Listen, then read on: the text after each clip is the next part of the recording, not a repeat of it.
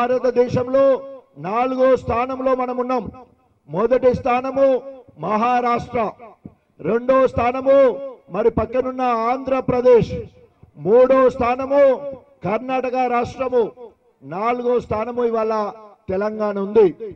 ఈ 4వ స్థానంలో ఉన్న తెలంగాణ మరి 29వ స్థానంలో రాష్ట్రంగా ఏర్పడ్డ మనం చివరి స్థానానికంటే 29వ స్థానానికి హెచ్ఐవి పాజిటివ్ తీసుకుపోవడానికి మీరందరూ కూడా ఈరోజు ప్రతిజ్ఞ చేశారు. ఆ ప్రతిజ్ఞ నెరవేర్చేది ఉంటే తప్పకుండా ఆ లక్ష్యాన్ని మనం సాధించడానికి అవకాశం ఉంటుంది.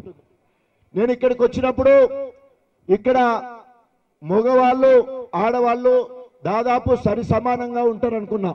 ఎందుకంటే జనాభాలో దాదాపు ఆడవాళ్ళు ఎంతమంది మగవాళ్ళ కంటే ఈరోజు ఆడవాళ్ళు తక్కువ ఉన్నారు. కొంచెం 1000 మంది మగవాళ్ళు ఉంటే దాదాపు 960 మంది 70 మంది వరకు ఆడవాళ్ళు ఉంటారు.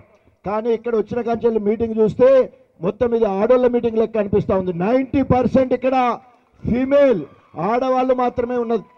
నిజంగా అవగాహన రావాల్సింది ఈ సమాజమే. ఎందుకంటే ఒక స్త్రీ కనుక అవగాహన కల్పించుకొని అభివృద్ధిలో పాల్గొంటే, స్త్రీ అభివృద్ధి చెందితే సమాజం అభివృద్ధి చెందినట్టు, ఒక మగవాడు అభివృద్ధి చెందితే ఒక ఇల్లు మాత్రమే అభివృద్ధి చెందుతుందని ఒక నానుడు ఉంది.